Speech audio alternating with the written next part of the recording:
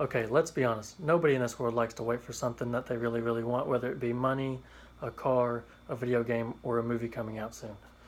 So, how would you feel if this was an item that you couldn't live without, like your heart or your lungs or something like that?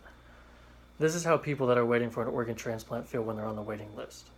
So, today I will talk to you guys about the need for organ donors, how you can become one, and how your family and organ donor recipients benefit from your donation. I will start by talking about the need for organ donors. People around the world always need organs, and they need all the help they can get, honestly. I mean, there's 7 billion people on the planet, more being born every day. The problem is that there's a limited number of organs, obviously, and even more limited amount of organ donors, because like there are 7 billion people. Not all 7 billion are going to be organ donors, obviously. So people around the world need almost every organ imaginable. I mean, you can transplant almost any organ that you could think of. One statistic is that there's a new name that is added to a waiting list every 16 minutes. The problem is that 10 people will die each day waiting for a transplant, which is not a good number. Obviously, we need to lower that. And the reason is that there are only an average of 5,000 organ donors every year.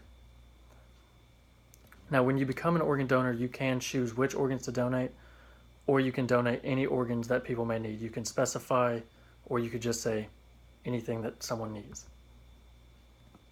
So I hope at this point you see the need for people to donate organs, as I just explained there. But you might be asking, how can I make sure that my organs are donated after I have moved on and passed away? Number one is to talk to your family about the decision, as they are really involved, because obviously if you have passed away, you can't tell them what your needs are. So you have to communicate with them and let them know that you are a donor and the steps to take after you have passed. Number two is make sure on your driver's license that it indicates you intend to donate your organs and that you are an organ donor. You fill out, sign, and carry a donor card with you, and this donor card also shows what organs you wish to have donated. As I said, you can specify or any number of things. Obviously, it is not difficult to become an organ donor. It's pretty simple. You just got to take the necessary steps. So let's take a look at what happens if you choose to donate and what happens if you choose not to. An organ donation benefits both the donor's family and the recipients. If you do decide to donate your organs, the people who receive your organs might benefit greatly, as if the transplant goes successful medically wise. Obviously, it extends the person's life a great deal. The problem, however, is when you think about becoming a donor, but then you don't really do anything about it. You just think, oh, I'll do that, and keep pushing it off and just never do it. And this is really bad, as no one knows that you wanted to be an organ donor, so the necessary steps aren't taken, and nothing happens after you pass. And we need as many organs as you can get, obviously.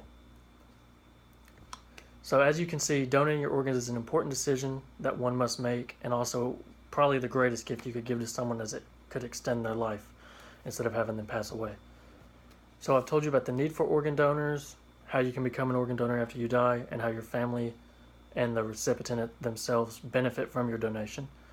You become a family by, like I said, talking to your family, making sure you have your card, and indicate what organs you want to be given or not to. So what if the person on the waiting list that was like one of those every 16 minutes that gets added, what if that was someone you knew?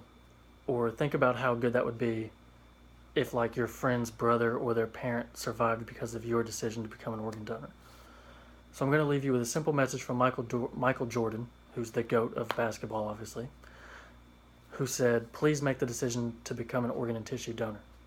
So remember, share your life, share your decision. Thank you.